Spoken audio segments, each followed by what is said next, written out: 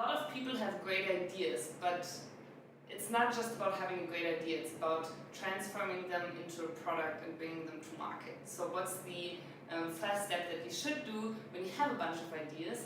It's trying to make them tangible, and then in order to test them and to get feedback, what works and what doesn't work about the idea. So when we come out of a brainstorming session and we've came up with a bunch of ideas, we've clustered them on the wall and tried to shape one bigger idea out of it. The next step is taking aspects of that idea and making it tangible, drawing them out, really giving them a face, I would say. Draw out the scenarios of where you apply the ideas.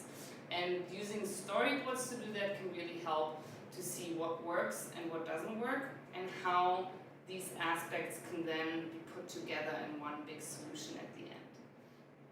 It's super important to take that next step in making your ideas tangible in order to bring whatever you have in your head onto paper. It sounds weird, but it's necessary in order for transferring that knowledge to other people. Yeah, because when you have an idea, a lot of times it's just in your head, but you want to present it to your users and also bring your team on board, creating that common sense of knowledge again. And then in the next step, what you want to do, once you have it scribbled out on a board, is you want to really create a flow of your solution. And what you can do to do that is really create wireframes. And wireframes, I always compare it with building a house. When you build a house, you have to draw a map first, being an architect. And this is also being an architect for a software solution, drawing it out on the map. What happens when you press a certain button? What functionality comes next? So building wireframes, building a rough, or more like a high-fidelity prototype already at this stage, is about laying out the functionalities of a solution. Not focusing on the visuals yet, not focusing about the looks and the colors of specific buttons, but really focusing on the functionality. How does what work, and how can you pull everything together that you have in your head and that you came up with in the brainstorming session. Once we have the wireframes done, we want to put the visuals on top. So the second layer is then basically the mock-ups of the solution, focusing on the visual design, including the branding of the solution, what colors, what font do you want to use, what kind of language do you want to use to communicate visually with your users.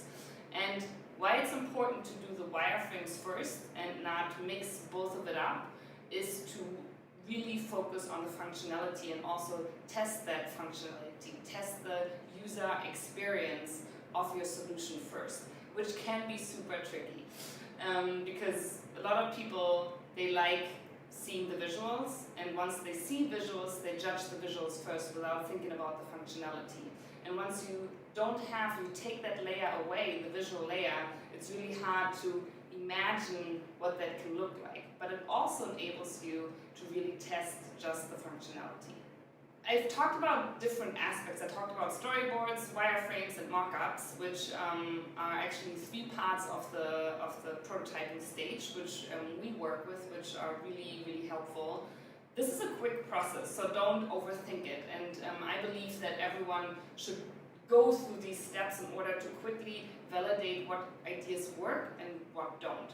In order to also throw them away, don't get too attached to your prototypes, and then move forward with a solution that is actually useful, that actually fulfills needs and solves problems.